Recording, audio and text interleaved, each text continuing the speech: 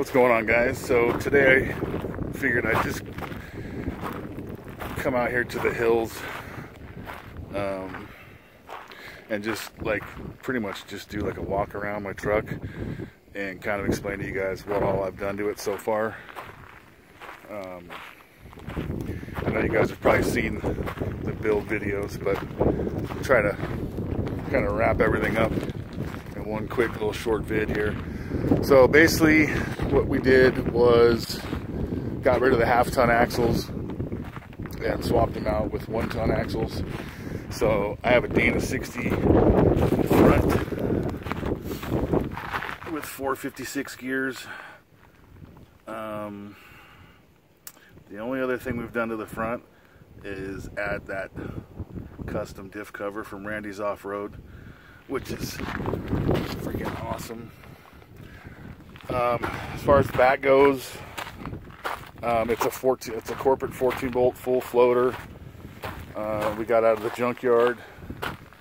I'm not sure what the gears were that were in it, but we swapped those out with 456s. I put all new bearings and a Yukon locker. So new gears, new bearings, Yukon locker in the rear, and custom diff cover from Randy's Off-Road. I got a bunch of parts from Nick's 909 last year when we went up there. He gave me the lift springs for the front, which are rough country. It's like 4.5 inch lift springs. I got the HD shackles from Off-Road Design. Nick's also gave me these shocks. I believe they are also rough country. All new U-bolts, everything, all new hardware, front and rear. Another cool thing that Nick's hooked me up with was these revolver shackles. And basically you pull this pin right here and that whole shackle flips down. Gives you like tremendous down travel. I've not pulled the pin yet. I haven't really even been out wheeling yet because we're still working on the truck.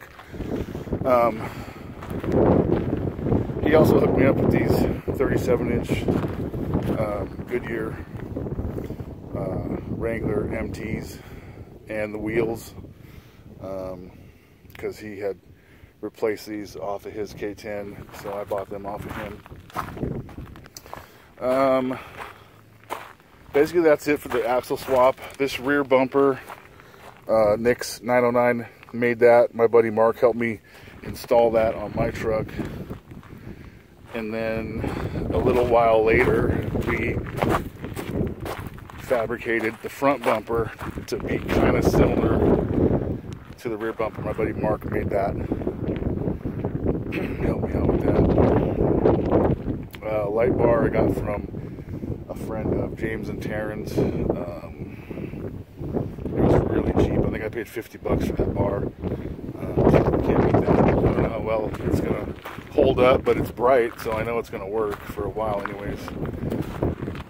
And that's pretty much it. The issue I'm having right now, the truck makes a noise when you coast, especially if you're over like 30-40 miles an hour, you let off the gas and it's coasting. It's making a noise. I took it back to John, the guy who rebuilt my rear end for me, and he basically tore it. He looked at it, he said it looks fine, but he tore it down anyways and rebuilt it. He thinks, and James thinks, that it's something to do with the drive line, possibly because we lifted it. The drive line might be slightly too short now, so I will have to eventually get a slip yoke eliminator and a whole new drive line made. So anyway, not a big deal. Basically what I'm doing right now with the truck is just driving it back and forth to the shop to work on it. So that's it for the drivetrain and the wheels and tires. As far as the inside goes, I've been posting videos of what I've been doing on the inside. Basically, I ripped out all the old carpet and just primer grade everything. I will eventually get new sound deadening material and some insulation, and I think I'm going to do the rubber mat system from LMC because it's just going to be simple and it'll be easy to take out and clean and all that crap. So all the dash, eventually door panels, everything will be replaced from LMC. Probably do that when I get it back from paint. As far as paint goes, I'm leaning towards olive green, but I really am not sure about that yet. I like the gray primer plus white.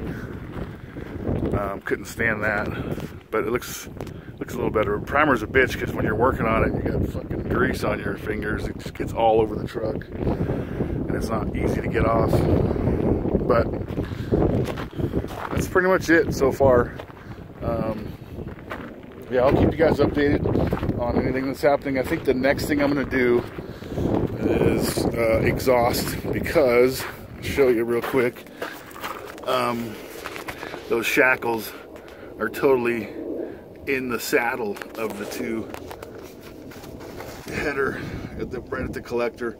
So I'm eliminating the headers. I already bought new exhaust manifolds, so I'm going to put those on and then get a whole new exhaust made, because this thing leaks like crazy. So that'll be the next thing I do. And then after that, probably the engine swap that we've been waiting to do for, Jesus, almost 2 years.